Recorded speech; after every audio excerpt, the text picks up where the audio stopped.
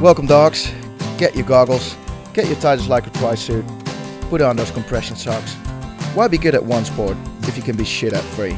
This is the Triathlon Mockery podcast.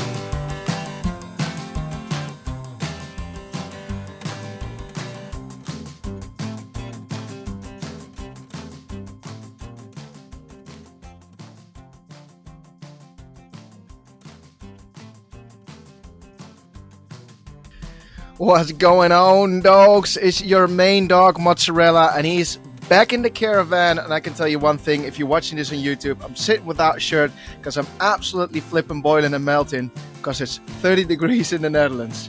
Maxi, how's things in the mountains? Where you at? Yeah, I'm here in Romeu in my prison cell, loving life, you know, but it's all good. Not as warm as where you are right now. It's only about 12 degrees this morning, mate. I was for the people that are not watching this on YouTube, the prison cell. So he's in Romeu, and in Romeu, this is where all the athletes go for training. There's like this bunker on the middle of the mountain with the athletics track and the 50-meter pool. And this room is beyond depressing. So if you're living in like a civilized European country, you know that a prison cell has got more space than what they have up there. Can you describe the room a little bit, Max? Like, what is it like? Okay, so I'll give you a visual tour for people looking on YouTube. So this is how much space I have width-wise. All right, so Maxi is now standing up. Oh my goodness. So he cannot even put his arm. He's literally, so it's from elbow to elbow. That is nuts. That's flipping nuts. Where's the bed? You cannot even put a bed in there. Yeah, so the bed is on the shelf. That's my bed. Oh my goodness. Wow. Then I take a shower where I take a shit. So when I'm taking a shit, it's also in my wet room in my shower, dude. So yeah, but this is all the space I've got. It's not uncommon to have a toilet near the shower area, but is it near or is it inside? It's inside. Do you want a visual? If you still have internet connection there, what is it like? So he's going to his bathroom now. That's the bathroom. Goodness. Yeah. Wow. That's the shower. I mean, being an elite athlete is a choice, people. This is why it's so hard to be. If you want to be top 10 in the world, you need to ask yourself, are you able to live in a prison cell voluntarily, pay money for it with like getting crappy food and torturing yourself day in, day out, to prove yourself online on Instagram that you're worthy? Yeah, honestly, I think when you break it down like that, it's pretty crazy. But you know, when you're in love with the game, like me, you love this. This is your paradise.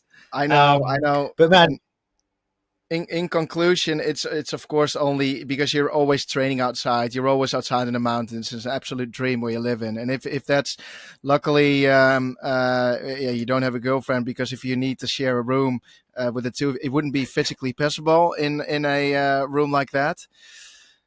It's yeah, insane. you know, we keep asking ourselves, oh, we see girls at the cafeteria, like, oh, she's not bad. But then I think to myself, yeah, but what am I going to do? I can't do anything, man. I don't even have enough space to move around in my own room, let alone pull any moves, mate. Whereabouts is your bike? I've got a locker downstairs. So I have my own locker. But man, at the moment, I think I counted today in the cafeteria, I counted 10 Olympic medals. So wow. It's pretty crazy. Yeah, and I'm currently, Magnus is here, Magnus Ditlev, and he's staying in a hypoxic room. So it's a room like this, but it's he's sleeping at 4,000 meters.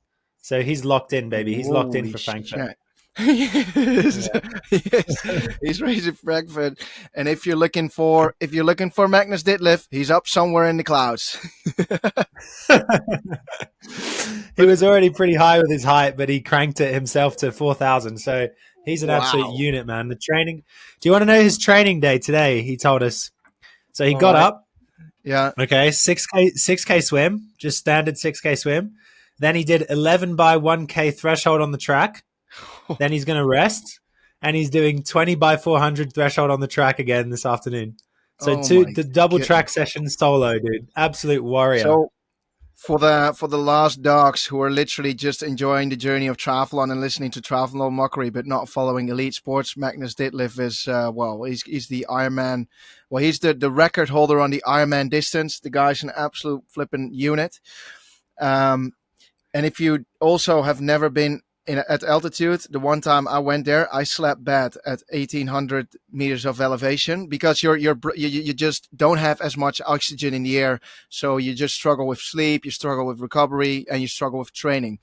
So this guy is sleeping at 4,000 meters. That is flipping insane. That is insane. Yeah, it's nuts, and he's just crunching through the miles, man. Like you just see him. He's with his girlfriend, and every time I see them together, she rolls out with him on the bike. And we said with the boys yesterday, like, man, I would hate to be her. Imagine having to sit on Magnus's wheel all day, every day. Yeah, but she's not doing that if he's running at 400 watts. Nah, yeah, but I guess even his warm up must be painful, man. Jeez, imagine. Yeah. I don't know. I don't know if he's training like. I'm not sure if he's training like the Terminator or if his easy is like really easy. Nah, to be honest, he told us today his easy is really easy. So I think, he's a beast, man. He's like, I think everything he does is super measured, super controlled, and like he's such a nice guy. We were just having lunch with him today and just talking about all the aerodynamics, man. It's insane how much he pours into it. And you realize like there's levels to this game, man. There's levels. That is what I find really, really cool, about. So if you're a Formula One driver, you just get in the flipping car and someone did the science. Whereas in triathlon, you are the one that is responsible, and maybe if you're lucky with your sponsors, if they're like involved in the game, to really look at how can we get the best possible like out of science. With aerodynamics and all that. Well, he was telling us he has this crazy team of like 3 people around him, like an engineer, an aerodynamicist, a biomechanic, and I'm just like, what? Like, it's crazy, but like it's all designed by him, Yeah, I've got my dad on my side who would be like, "This looks fast." Whoa, you were really quick around that time, son. Yeah, it was with Tailwind, Dad. Let's start off with the highs and lows then this week. Have you got like a proper high and low? I think the high is just arriving here, man. Like I've been here 4 times before, but we did this run yesterday with 3 of the boys up at La Calme. Did you ever go up there, at 2,000 meters? I saw you went there. I recognized it. Yeah. When you're climbing to get onto the top where Paula Radcliffe used to train, like that view, man, priceless. So that's a high. And then a low. Do I have a low? No, I don't have a low. If I think of one, I'll tell you. What about you? Any highs and lows? I know one of your lows. You said you didn't feel right after your race in Italy, that you could still from the virus. Yeah. It's a bit of a low. Yeah, I was shaking like a shitting dog all week, and your boy didn't get to the finish line because he had to go to the toilet. Like, so I did the bullshit we busted 2 weeks ago, training while sick or racing while sick. Yeah. I went against my own advice, and I was sick as a dog all week. And I just, in true stupid man fashion, just thought, you know what, I'm a big dog. Nothing can keep me down. And started the race, and had a shit race. So there you go. Now, in the journey life of being the mozzarella, for some of you that may have been following me on Instagram, I've bought a house and I'm renovating the house. And whilst the real actual building, as I was really good at tearing all the shit down, is hard. The only thing that's left is the walls. And I'm starting it with someone who is actually a builder mid-July. But up until then, I had time to look into stuff for the house. Now we're talking kitchen, Max. Oh my goodness. Have you ever been into the world of let's buy a little kitchen? It is flipping nuts. There's everyone knows, just like car salesmen, people who sell kitchens. Well, this is at least in the Netherlands. They just screw you over. There is no transparency in what you're buying, So you can go to a kitchen store, and you will see like, I don't know, 20 like kitchens in the store, and there are no prices. You're wondering like, is the kitchen where I'm looking at, is it in my budget? So you can walk up to someone like, hello, salesman, can you give me like a little like overview? What does this kitchen cost? Like the way it is right here with everything on it. He could have just said like, this is 20 grand. But what they all say is like, no, no, no, no, that's not possible. You need to make an appointment, sit down. We're going to fully customize your kitchen, and then you will get a price. At first, I went to 20 little kitchen stores. And so I knew a little bit what was the stuff, what we wanted, etc. And then at some point we were like, all right, let's sit down. Mate, it is unbelievable. It's not like a little bike where you sit down and you say, all right, I want Dura Ace, I want 2 wheels, I want turbo cottons, whatever, and a Wahoo element. What's the price? No, you're talking like you're sitting down for 4 hours. And I think this is one of the tactics of people who sell kitchens. You sit down for so flipping long that you just get really annoyed. And you're like, I want to get this over with. And you just say yes to whatever you're getting, you know? In the end, I've spent a full week with 20 stores with 6 prices. And the 6 prices I had were all for like a same kitchen with a same, how do you call it? Like the table on top of it. So the same form of stone. Bench top. Yeah, they all come from the same stone company. So you can really compare it, all the In prices. Italy, yeah. Yeah, so these get the Italian marble. Yeah, in the Netherlands, you've got one company, for example, Neolite. One is called Decton, and they've got like real stones. The other ones are more like pressed stones. But then you can compare the prices. I mean, if you're using the same kitchen stuff, for example, the same brand microwave, etc., then you can compare the prices, and the difference, mate, is unbelievable. Like I'm talking almost 10,000 euros. But that was one hell of a journey. And because I had the time of literally, I know literally which store is just by far the cheapest, and for the exact same stuff, with great service. So I couldn't have earned the money myself, but it costed me a flipping week. You know, I do not earn 10 grand in 1 week. So, but if you want to need a kitchen, I'm your guy. I could literally sell you a kitchen right now. I know so much about it. But dude, I always thought that, you know, if triathlon went to shit and I just like was a total loser and I had no qualification, which I do, but if I had no qualification, I thought I'd either be a car salesman, a real estate agent, or a bloody like kitchen salesman, because these things, they have the customer comes in completely clueless, you know, like there's no way they know what they're talking about, you know, and you can just stand there and, like you said, just say, oh no, man, you know, you really want the Italian marble, you know, and you're working on commission. So you're just screwing these innocent people. Yeah, it must be such a good job. There are kitchen stores out there who are transparent, and that's what I like. I mean, I think you should always be transparent. And I also think that companies who aren't transparent about their prices, etc., at some point, it's not going to work out in this society anymore. But it's like it's a bit snake oil-ish, you know. You just don't know what you're getting. Yeah. Just put a flipping price on there, and yes, I know if I change some stuff around that it could affect the price. But be flipping transparent. Just say something like, if you add on a draw, then you'll get another 150 add on. If you take away this, then another 500 euros will take it off. You know, just like transparent, just like IKEA, where you can work with the configurator. But that's the thing with kitchens, that they want just massive markups, or and sometimes they'll take less, but the markups are like massive in kitchens. And of course, if you've got you need real passion. You've also got salesmen who have a real passion and know what you need and can exactly advise you what you need. But there's some snake oil people in there as well, like nuts. How much do you think the salesman for this room made on commission, mate? Can you imagine him selling the project to the government? So I've got this concept of this bunker on this mountain. We're going to put the athletes in prison cells. But also on projects like that, for probably if they would take mass bathrooms, etc. I don't know, just non-transparent world. It's just weird, isn't it? Yeah, it must be great. Yeah, actually, I did think of a low while we were talking. I have a low. So here in Font Romeu, the pool is absolutely packed. You know, like anyone's here. You get your 2 hour slot. and that's it. Once the slot's up, the next group is like on the side of the pool waiting to get in. And we have 2 slots a day. So we have a slot from 6 a.m. till 8 a.m., which is what we've been using a lot. Or we have a slot like later on in the day at like 4 p.m., but that's kind of shit because you want to be riding or running in the afternoon, because Yeah. otherwise you just feel like, anyway, we've been taking the morning slot.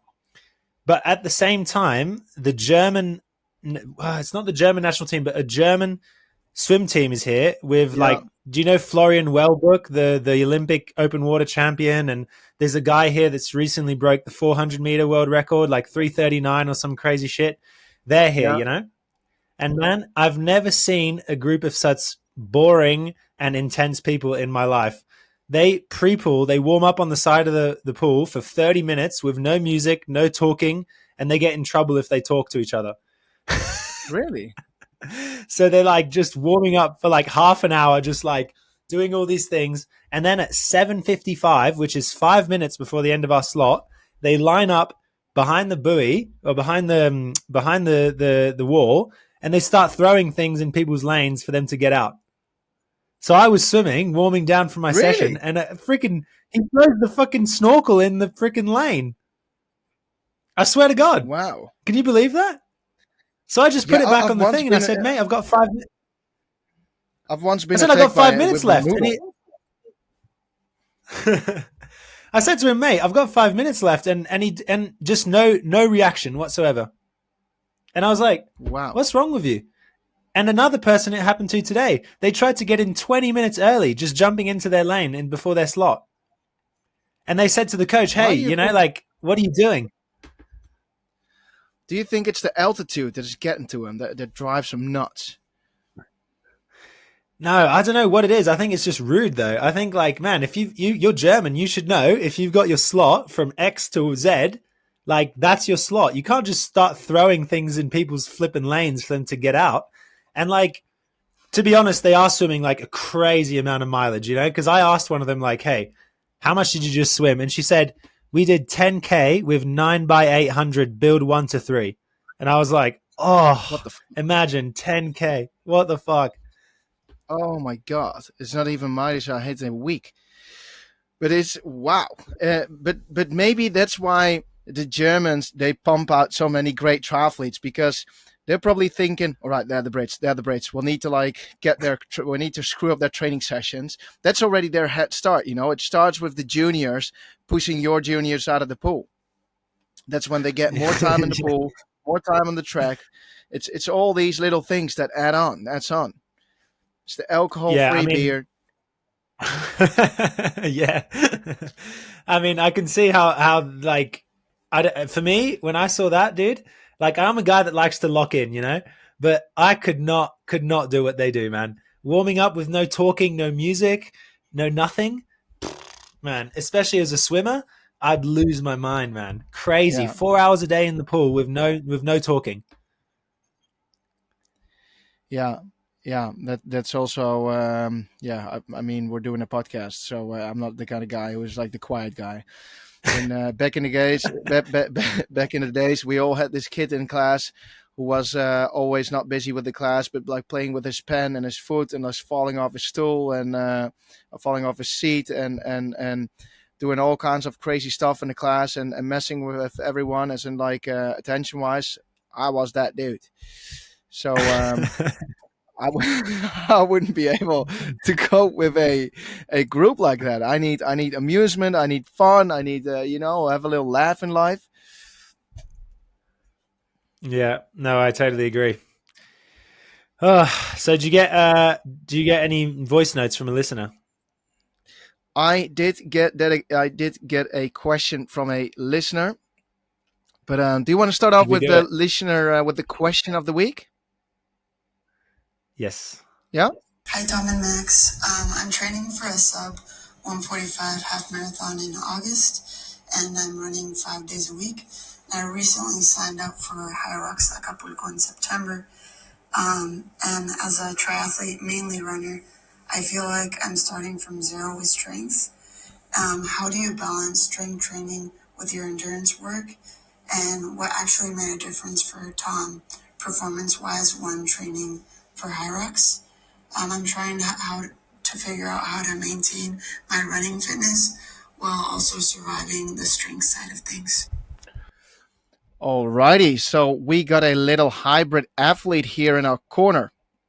So Valley Cooks, that's I don't know what her real name is, but so she's coming from triathlon and she's gonna do a little high rocks, meaning she needs to add in that little strength training. And how do you combine that with endurance training? And on top of that, what it changed for me, well, what it changed was definitely that beach body, and that's why I'm sitting here with no shirt, baby. But I would say, Max, as you're like in a full training routine, I can see you laughing. How are you currently doing any strength training? Actually, it's funny you should ask, because I didn't do much last year, and I was kind of in the mindset of like, nah, that's wasted hours. I'm just going to run more. I'm just going to ride more. But I changed coaches over the winter, and I integrated a lot more maximum strength stuff, because there's some scientific evidence to show that it increases like muscle resistance, and it can increase your efficiency and stuff like that. So I've been doing actually 2 times a week of gym since the start of the year. And I've really found that it's made me, first of all, a lot of stuff like core, like a 20-minute block of core stuff to warm up, which has really increased my kind of like ability to just put power down on the pedals when I'm on the bike, because I'm more solid on the bike. And then also it's made me more robust on the run, because I expend less energy losing, and I lose less energy through like my hips collapsing and stuff like that. But what I've mainly changed is doing like especially max like deadlifts and lunges and stuff. And that's made me like just a lot stronger in general and able to handle more load. So I haven't actually done a high rocks or trained for a high rocks, but I can imagine that if you wanted to integrate some stuff, you'd integrate obviously with caution and with someone advising you with posture and stuff, because you can't just go to the gym and whack on what you think is your maximum weight and do that. But for me, the kind of sub-maximal stuff has helped a lot in terms of strength. But I guess you need to integrate some more high rock specific exercises. What do you think? Yeah, to be fair, for the training I did for Vienna, I just went to the gym and I did like a ski erg warm up of 4 minutes. So I just knew how the ski erg worked. And then I just did like a normal strength training as what I always have done as a triathlete. And if you're wondering what it is, you can literally just download that strength training plan for free on my tomostrek.com. I've once made it for some of the people that I coach. It's literally just deadlifts, lunges, leg press, but also lat pull down or pull ups, dips. Everything is on there, but it's nothing high rock specific, because we already have that high intensity from the triathlon. And this is, of course, if you still want to do the strength training besides the endurance training. If you want to focus fully on high rocks, yeah, you should go to some of the high rocks classes and get in there. But you can just, as a triathlete, you have enough endurance, you have enough already high intensity to be able to do really well in that. So if you still want to continue the triathlon training and just add in some strength training, so you can do a high rocks for fun one time, you actually don't need to do that much. Just twice a week, maybe 3 times a week. And it also massively helped me doing strength training. I'm talking about it with the push out phase, with the swim, for example. Yeah, I can imagine. Yeah. And I mean, I guess maybe things as simple as like if you're still swim training, like maybe doing some more pool boy paddles, but also putting the pool boy at your ankles strapped around with a band, so that then you're working on your core to keep the elevated, but then you also are working so much on your shoulders that you're just working that whole chain of the muscle right down from the glutes, because you're trying to keep your legs afloat to your core to your arms. So maybe perhaps throwing in something like 4x400 or 5x300 meters. I don't know how long you're swimming, but tailor it to your length of swim of pool boy ankle paddles, but strap it with a band, because if you don't use a band to strap it. Do you swim a lot with paddles? Yeah, I often finish off the session with like 1 to 2K of paddle work and stuff, just to increase shoulder strength. It's like a natural muscle building thing you do in swimming. Yeah.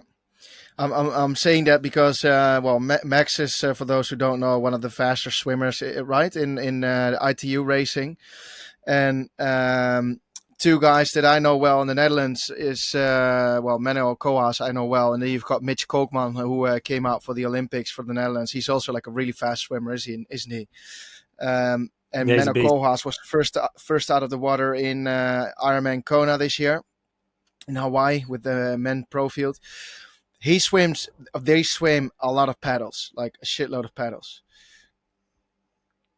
Yeah, I just think because you don't have the time as a triathlete to swim like 7 or 8K, you can I only do 4.5 to 5. Then you have to take shortcuts, so that's why I do a lot of resistance work to just build the muscular resistance when you don't have the time. Because ideally, like if you isolated every sport, you'd swim like 40, 50K a week, you'd ride 700 and and then you'd run can't. like, but you can't. So you have to take shortcuts, so you got to do what you got to do. But for everyone, before we're giving bad advice, don't all of a sudden start with 1500-meter main sets paddles, because you need to build the shit up because it's very taxing on your shoulders. I want to talk about Max Ironman Hamburg. And first, and I forgot this as my flipping high, and this is something I'm flipping proud of, and I never really talk about. I had 4 athletes racing in Hamburg, and especially a woman, very, very young madam, who was racing Ironman Hamburg. She's 24 years old. Well, not very young. She's not 12. She's 24.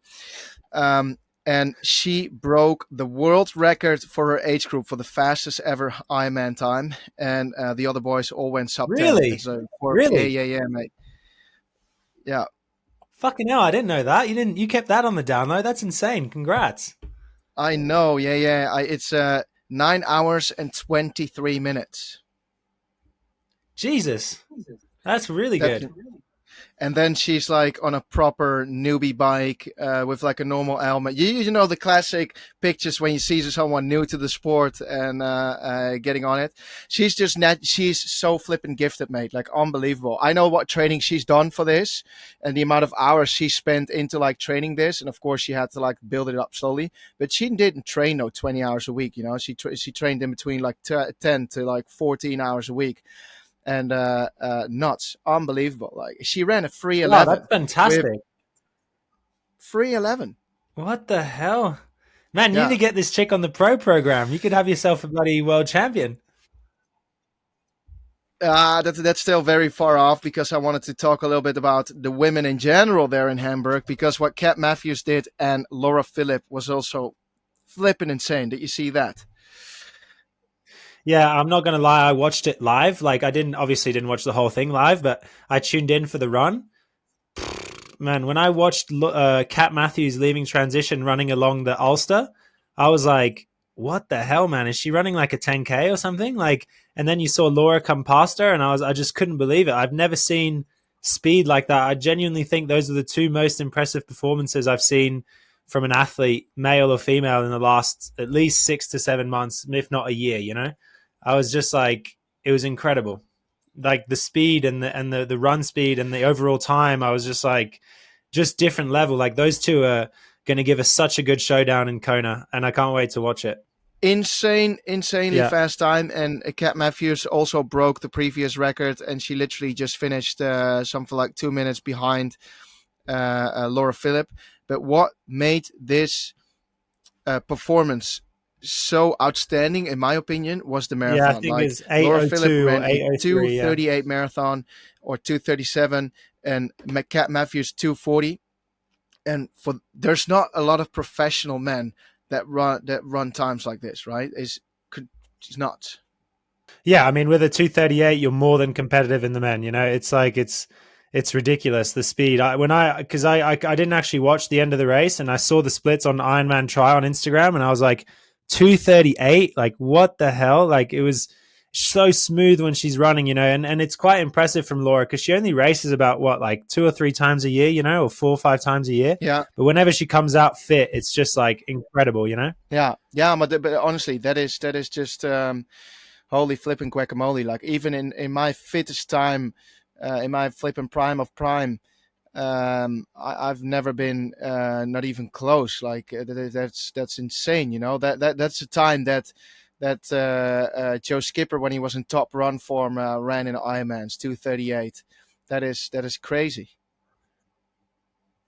But you know what's crazy as well is a couple years ago they were doing the sub 8 as a team to break the 8-hour barrier, and now the girls are basically doing it on their own. You know, Wow, it's only a matter of time before they go under 8. I didn't even think of that. That's true. That Cat Matthews did the sub 8 as like the challenge with for everyone that didn't know during COVID, and then there was the sub 7 for the men, where we as Triathlon Mockery, of course, had a big part in. But that's true. She almost went sub 8 solo. I cannot see the men going sub 7 solo. No way. I mean, they're still like 20 minutes off. Yeah. I'll ask Magnus tonight if he's going to go sub 7 in Frankfurt. If he thinks it's doable. No, but that's. I mean, if you look at the times what they're swimming, there's not much time what you can shave off of that, and then on the bike, yeah, you can shave off a couple of minutes, but like 10 minutes is already like they're already going 45 k's an hour during a full distance if they're trying to break the world record, and to go from 45 to 47 over 180 k's is. And also the marathon, to be able to run that in 2:20, 2:25. But it's maybe the month of record breaking, because there's also like a 2:26, so the 2:30 marathon in the men's pro field has also been broken in Brazil somewhere. Yeah, somewhere in the jungle, some guy ran 2:26. No, yeah, I mean, of course, you never know how legit it is, but you cannot say this stuff, Max.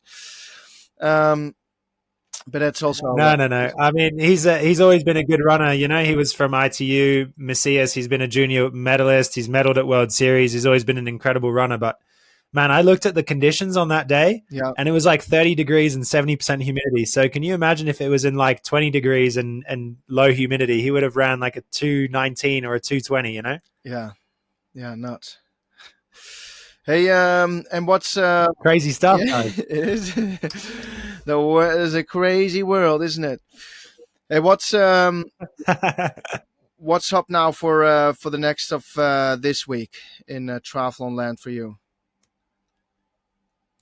All right, so tomorrow I've got a big ride. I probably might ride up to Andorra with the boys, and then meet some mates for lunch or dinner. But then my next race is Hamburg, actually, funnily enough. So Hamburg World Series in 4 weeks' time, which is like my favorite race of the year. You know, like you were there just a couple of weeks ago. The crowds and how much people love triathlon, and just the city itself. It's a beautiful place, and you know, great cafes and stuff like that. But I just really want to come off this altitude block and have a good one in Germany, you know, like that. I just love Hamburg, man. Yeah, it is. Hamburg is a nice city. It's a pretty nice city.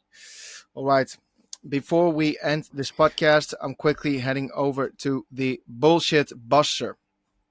Now, the Bullshit Buster for this week is being you had a Bullshit Buster, right? Running in spikes. No. Did I have a bullshit buster? Oh, yeah. My bullshit buster is when I see triathletes training in spikes on the track. Like I went down to the track the other day and I saw a bunch of triathletes. I don't know what level they were, but they were doing their warm-up, and then they sat down and spent 10 minutes putting on spikes and doing run-throughs. And I was thinking to myself, surely that's bullshit. Like, when do you ever wear spikes in a triathlon? Never. So why would you train in spikes? Like, what do you think?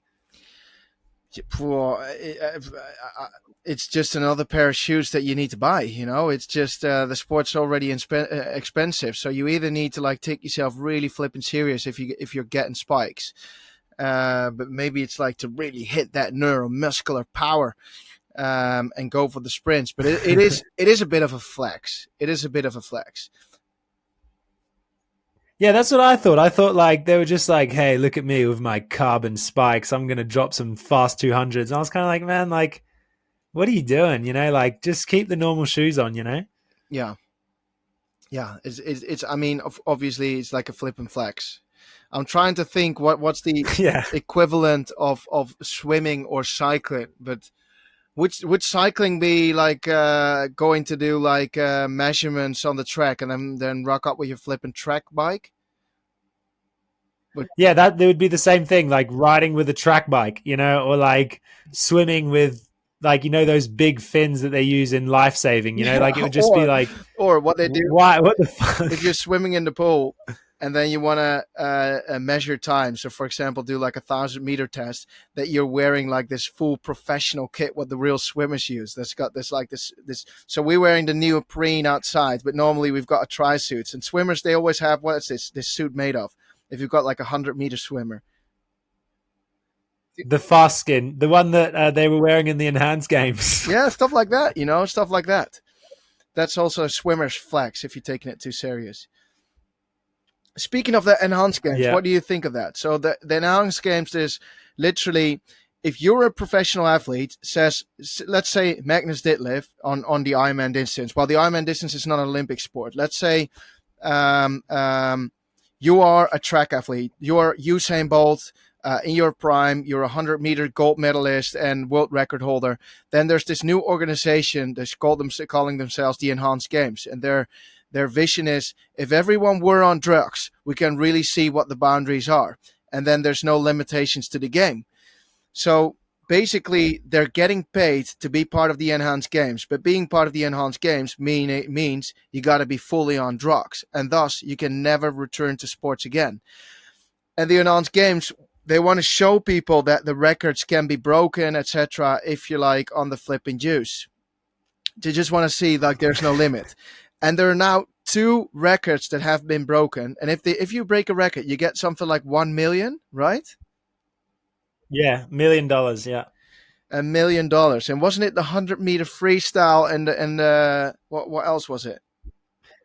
I think the guy, I think he's a Hungarian guy, did because it's James Magnussen, the Australian guy, and it's another guy, and he did the 50 freestyle, and he broke Cielo's record in like 20.8 or something, and he got $1 million for it. Wow. What do you think of it? Drugs work, baby. Yeah. What if they would be like, all right, Max, you're getting $100,000 for the next 2 years, and we want you to beat the fastest. Well, in triathlon, it doesn't really work with like a fastest time. But if it would, it wouldn't work in triathlon. It wouldn't work in triathlon. But what if they would say like, all right, the record is on the Ironman distance 7 hours and 20. We want you to be flipping juiced up to the eyeballs to go sub 720. You get a contract, 3 years, $100,000 a year. If you break it, $1 million. Would it go against your principles? I mean, it depends. Like, if you're actively competing, then if you never go back to competition and you're banned forever, like, and you're just getting the check, like, who cares anyway? Just sail off into the sunset with the cash. But the difference is, like, it's a bit unethical, because you're going to juice yourself to the gills, and you're not even guaranteed you're going to make it 3 years. If you're taking that many drugs, you might just pass out and die one day, I mean, I could do it at the moment and flipping fart EPO. But then, I mean, I could do with another 100K a year for like the renovation. Like, I would take it. But the thing is, the health risks, I'm not sure if it's worth the money. Yeah. Like, I'm like, what are the risks long term? We got to ask Lance Armstrong.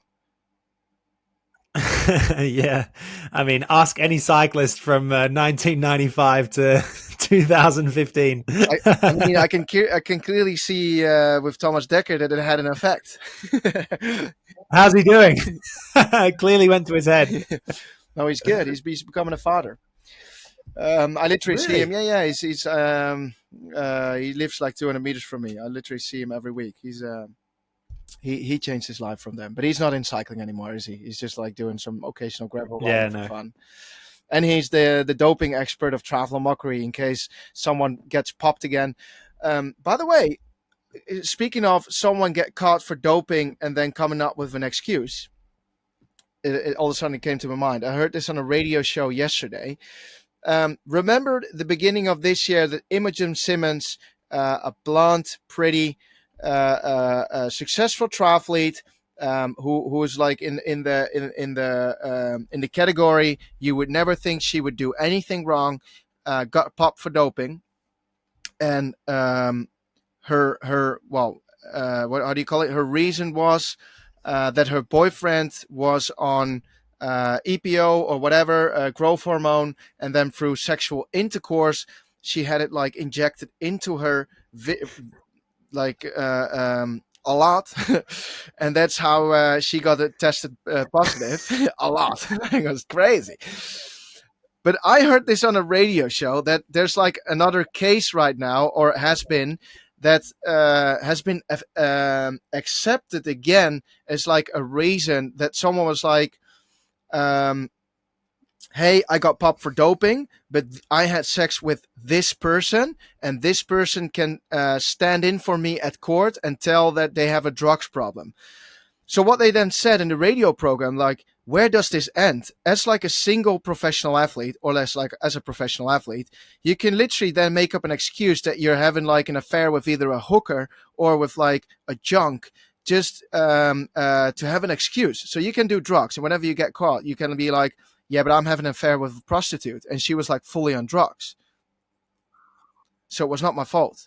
And then it gets accepted. And you, Yeah, I mean, for me, it's just, yeah, for me, it's just a bullshit excuse. Like, if you got drugs in your system, you got drugs in your system. It's not because you've been having industrial amounts of semen somewhere that you are innocent. You know, like, like it's such bullshit. You know, like, and I find it convenient that like we haven't heard from her at all since the start of the year. You know, obviously that's because like the process is just so long. there's investigations going, and we can't say guilty or not guilty, but like it's quite, I mean, you know, I think it's quite funny. Like you just have so many people that have now used the same excuse. Like if you look at the amount of people that have used the excuse, man, it's like 4 or 5 cases. So it's you have to wonder whether or not it's a lawyer just saying like, hey, you know, we'll use this, whatever, or if it's like genuinely scientifically possible. You know, but I don't what know. if it's true? You know, if she actually, if her boyfriend was flipping insecure, and she was like, he was like, my girlfriend is one of the best in the world, and here am I, just like a normal regular dude. I need to pump up that hormone and like pump up the growth, and then he put her at risk, not knowing that. It can be, you know, but it's just too much of a. It's just weird. It's just, I don't know. I also find it weird. But then as an elite athlete, you could literally just flip and juice yourself to the gills and then be like, yeah, I remember it was the 12th of June, the morning of 12th of June. I met this junkie at the side of the track. And then we went to our bunker bedroom and we had intercourse. And I didn't know, but she was heavily under influence of drugs, etc. And she infected me. Like, you don't know. You could literally make anything up. Yeah, I mean, What I if it's think true? again, innocent till proven guilty, but it's a really, yeah, maybe it is true. Maybe it is true. So, Maybe he was on some really, really powerful stuff, and like that's it, you know. I can picture you another scenario, a little bit less extreme um, than the junkie and the prostitute. But so in the Netherlands, there's like a cultural where young people, they go to rave parties, and it's very common that they use, for example, cocaine, ecstasy, MDMA, whatever. Let's say you're just a triathlete. You want to go to a party. You go there and you're just using alcohol-free beer. You're just there for 3 hours, but you're meeting someone and you're having sexual intercourse because you only live once, and you didn't know it. It's not an extreme amount. Can you get popped for doping? I don't know, but it's a case what could happen. Yeah, I mean, I don't know. I'm not a scientist, but like We should. that. I think that's the dangerous thing is if it's true, it opens up, like your radio show said, it opens up the door to like me or anyone or whoever. Just you can just come up with anything, you know, and like I think that's dangerous, you know, like that's really dangerous because you have no way of, how do you prove that it's not true? You know, how does the ITA prove that, oh, I didn't sleep with some gym junkie that was on testosterone or whatever, you know? I would like to see it getting tested. Like, it maybe sounds weird, but like if it's actually possible. Yeah, no. But if it's like actual possible, like for example, a dude goes to a rave party, just uses a shitload of drugs, then has intercourse with women or with I don't know, with whoever. Then test that person who used all the either if you kissed, I don't even know if you can transfer it like that, and then test it. Is it flipping possible? Because if it were, then holy flipping shit, you need to live like a monk. Maybe you can pitch it to the enhanced games and have $1 million prize if you manage to transmit your drugs. Yeah. And it can be only fans content. And anyway, mate, I wish you all the best of luck with training this week. I'm going to get after it as well. Thanks, brother. And just stay with the training there in that small campus. I mean, with the small campus, you never know the risks it has. No, I'm going to keep it clean. Keep it clean, baby. All right, I'll see you next week. See you, mate.